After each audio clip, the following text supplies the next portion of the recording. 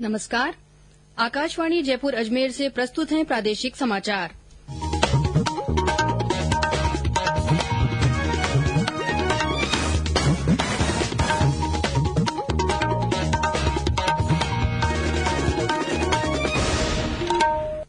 मुख्य समाचार। प्रदेश में कोरोना महामारी के कारण स्थगित की गई विभिन्न विश्वविद्यालयों की परीक्षाएं अब होंगी जुलाई के दूसरे सप्ताह से। प्रदेश में आज से 100 से ज्यादा मार्गों पर चलाई जा रही हैं रोडवेज की बसें। प्रदेश में कोरोना संक्रमित 6,435 लोग इलाज के बाद हुए स्वस्थ। 5,000 से ज्यादा लोगों को अस्पतालों से मिली छुट्टी। और प्रदेश में जल जीवन मिशन के अंतर्गत 169 ग्रामीण जल वितरण योजनाओं के लिए 392 करोड़ से ज्यादा की मिली वित्तीय मंजूरी।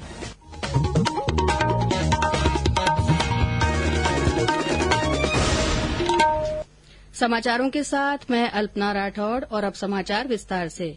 प्रदेश में कोरोना महामारी के कारण कुछ समय से स्थगित की गई विभिन्न विश्वविद्यालयों, उनसे संबद्ध महाविद्यालयों, तकनीकी विश्वविद्यालय और पॉलिटेक्निक कॉलेजों की परीक्षाएं अब जुलाई के दूसरे सप्ताह से करवाई जाएंगी। मुख्यमंत्री अशोक गहलोत ने कल जयपुर में उच्च और तकनीकी शिक्षा विभाग के अधिकारियों के साथ बैठक कर यह निर्णय लिया। मुख्यमंत्री ने इसके लिए विभाग के अधिकारियों को समुचित व्यवस्थाएं करने के निर्देश दिए हैं। संबंधित विश्वविद्यालय और तकनीकी विश्वविद्यालय इन परीक्षाओं की तिथियों को विस्तृत कार्यक्रम जारी करेंगे। श्री गहलोत ने कहा कि विश्वविद्यालयों में स्नातक और स्नातकोत्तर पाठ्यक्रमों के अंतिम वर्ष की परीक्षाएं सबसे पहले कराई जाएं। वहीं प्रथम और द्वितीय वर्ष के विद्यार्थियों को प्रोविजनल रूप से अगले वर्ष में क्रमोन्नत कर दिया जाए। बाद में परिस्थितियां अनुकूल होने पर स्नातक पाठ्यक्रमों के प्रथम और द्वितीय वर्ष तथा स्नातकोत्तर पाठ्यक्रमों के प्रथम वर्ष की परीक्षाएं भी कराई जाएं। मुख्यमंत्री ने कहा कि तकनीकी विश्वविद्यालयों और महाविद्यालयों में बीटेक, एमटेक और एमबीए तथा पॉलिटेक्निक पाठ्यक्रमों के लिए भी अंतिम वर्ष की परीक्षाएं जुलाई माह में शुरू कराई जाएं। श्री गहलोत ने अधिकारियों को परीक्षाओं के दौरान कोरोना महामारी के संदर्भ में जारी हेल्थ प्रोटोकॉल की पालना करने के भी निर्देश दिए। उन्होंने आवश्यकता के अनुसार परीक्षा केन्द्रों की संख्या बढ़ाने का सुझाव दिया। प्रदेश में आज से 100 से ज्यादा मार्गों पर रोडवेज की बसें चलाई जा रही हैं। राज्य के विभिन्न प्रमुख शहरों के अलावा जयपुर से गुरुग्राम के लिए भी आज से बस सेवा शुरू हो रही है। निगम के प्रबंध निदेशक नवीन जैन ने आकाशवाणी को बताया कि बसों में निर्धारित क्षमता से अधिक लोगों को यात्रा करने की अनुमति नहीं दी जाएगी। राज्य में निजी बसों का संचालन शुरू नहीं हुआ है। निजी बस संचालक लॉकडाउन अवधि का टैक्स माफ करने की मांग कर रहे हैं। उधर परिवहन आयुक्त रवि जैन ने कहा है कि विभाग में अब ज्यादा से ज्यादा प्रक्रियाओं को ऑनलाइन किया जाएगा। श्री जैन ने कल वीडियो कॉन्फ्रेंस के माध्यम से क्षेत्रीय परिवहन अधिकारियों और जिला परिवहन अधिकारियों के साथ विभिन्न विषयों पर चर्चा की। उन्होंने बताया कि वाहनों की फिटनेस, टैक्सेशन, परमिट और रजिस्ट्रेशन संबंधी कार्य ऑनलाइन किए जाएंगे। लाइसेंसिंग में आ रही समस्याओं को भी ऑनलाइन दूर किया जाएगा।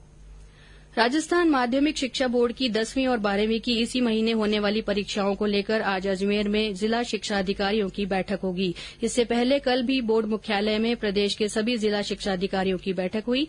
बोर्ड के अध्यक्ष डॉ धर्मपाल जारोली ने बैठक के बाद मीडिया को बताया कि कोरोना महामारी को देखते हुए परीक्षा के दौरान पूरी सावधानी बरती जाएगी। उन्होंने कहा कि विद्यार्थियों को मास्क लगाकर 1 घंटा पहले परीक्षा केन्द्र पर उपस्थित होना होगा। केन्द्र पर सैनिटाइजर भी उपलब्ध कराए जाएंगे। परीक्षार्थियों को सोशल डिस्टेंसिंग की पूरी पालना करनी होगी। वे परीक्षा केन्द्र में एक एक करके ही अंदर जाएंगे और उनका परीक्षण करने के बाद ही उन्हें प्रवेश दिया जाएगा। डॉ जारोली ने परीक्षा केन्द्रों की संख्या बढ़ाने पर भी जिलेवार विचार विमर्श किया। गौरतलब है कि ये परीक्षाएं 18 से 30 जून के बीच प्रस्तावित हैं। केन्द्र सरकार के पर्यावरण मंत्रालय की ओर से जारी अधिसूचना के तहत राज्यों द्वारा खनन नियमों के अधीन गैर खननकारी क्रियाकलाप घोषित प्रकरणों में पर्यावरण अनुमति प्राप्त करने की बाध्यता समाप्त कर दी गई है। खान विभाग के निदेशक गौरव गोयल ने बताया कि इस संबंध में राज्य के सभी अधीनस्थ कार्यालयों को निर्देश जारी कर दिए गए हैं। ये समाचार आप आकाशवाणी जयपुर अजमेर से सुन रहे हैं। प्रादेशिक समाचार बुलेटिन आप हमारे ट्विटर हैंडल @AIRnews_जयपुर पर फॉलो कर सकते हैं। प्रदेश में कोरोना संक्रमित 6,435 लोग इलाज के बाद स्वस्थ हो चुके हैं। वहीं 5,895 लोगों को अस्पतालों से छुट्टी मिल गई है।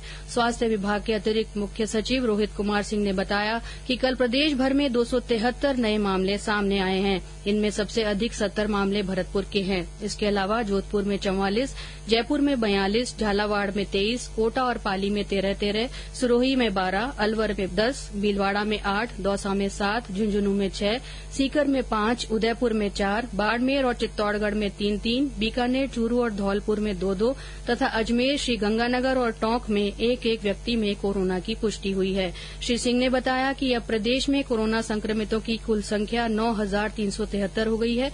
वहीं अब तक 203 लोगों की मृत्यु हो गई है।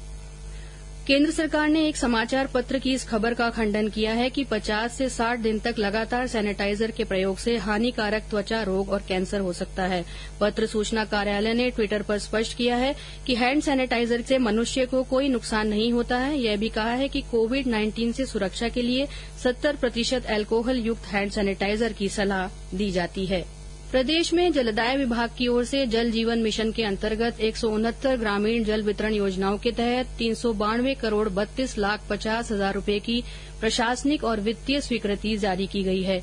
जलदाय मंत्री डॉ बीडी कल्ला ने बताया कि इससे प्रदेश के 19 जिलों के 193 गांव और आबादी में घरों में नल से जल आपूर्ति के लिए 1,22,913 कनेक्शन जारी किए जाएंगे।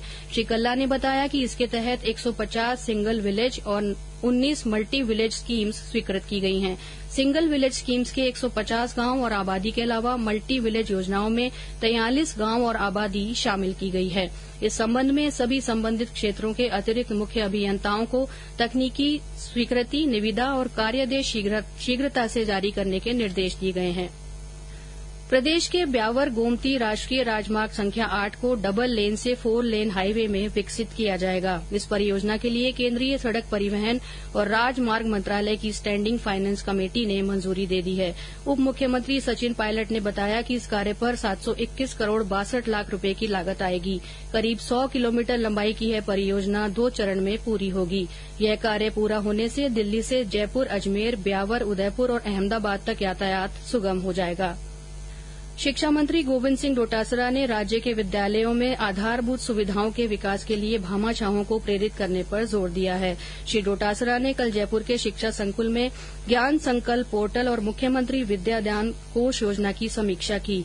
इस दौरान उन्होंने शिक्षा अधिकारियों को निर्देश दिए हैं कि वे गांव और ढाणी में दानदाताओं के नाम से बने विद्यालयों के भामाशाहों को पत्र लिखकर उनसे संपर्क रखें और शिक्षा क्षेत्र में उनका सहयोग लेकर आधारभूत सुविधाओं को विकसित करें। उन्होंने कहा कि विद्यालयों के विकास के लिए प्रवासी राजस्थानियों को प्रेरित किए जाने की जरूरत है। श्री डोटासरा ने बताया कि कोविड-19 के समय में शिक्षा विभाग ने ऑनलाइन शिक्षा में बेहतर नवाचार किए हैं।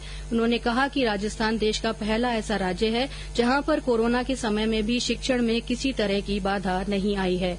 पाठ्य पुस्तकों के डिजिटल संस्करण ऑनलाइन उपलब्ध कराने के साथ ही स्माइल परियोजना, दूरदर्शन और आकाशवाणी से शिक्षावाणी तथा शिक्षा दर्शन जैसे कार्यक्रमों का प्रसारण करवाया गया। भरतपुर की पहाड़ी पंचायत समिति में भ्रष्टाचार निरोधक ब्यूरो के दल ने कल 5,000 रूपये की रिश्वत लेते एक कनिष्ठ तकनीकी सहायक को गिरफ्तार किया। आरोपी ने ये राशि परिवादी से बमनवाड़ी ग्राम पंचायत में मनरेगा योजना के मस्टर रोल को पास करने की एवज में ली थी। प्रदेश में 4 दिन से चल रहा तेज आंधी और बारिश का दौर कल भी जारी रहा। इसके चलते प्रतापगढ़ जिले के छोटी सादड़ी में देर शाम तेज हवाओं और मेघ गर्जन के साथ बारिश हुई। इससे सड़कों पर पानी भर गया। बूंदी से हमारे संवाददाता ने बताया कि जिले में कल रात कई स्थानों पर बारिश हुई। इससे पहले प्रदेश के कई अन्य इलाकों में भी बारिश होने से तापमान में गिरावट दर्ज की गई, जिससे लोगों को गर्मी से राहत मिली है। पिछले 24 घंटों में प्रदेश के ज्यादातर जिलों में अधिकतम तापमान 40 डिग्री सेल्सियस से नीचे दर्ज किया गया। मौसम विभाग ने आगामी 3 दिनों में कई स्थानों पर आंधी, बारिश और ओले गिरने की संभावना जताई है। विभाग ने नागौर, बीकानेर, जोधपुर और श्रीगंगानगर जिले में आज तेज हवा और मेघ गर्जन के साथ हल्की बारिश होने की भी संभावना व्यक्त की है। और अंत में मुख्य समाचार एक बार फिर। प्रदेश में कोरोना महामारी के कारण स्थगित की गई विभिन्न विश्वविद्यालयों की परीक्षाएं अब जुलाई के दूसरे सप्ताह से होंगी। प्रदेश में आज से 100 से ज्यादा मार्गों पर रोडवेज की बसें चलाई जा रही हैं।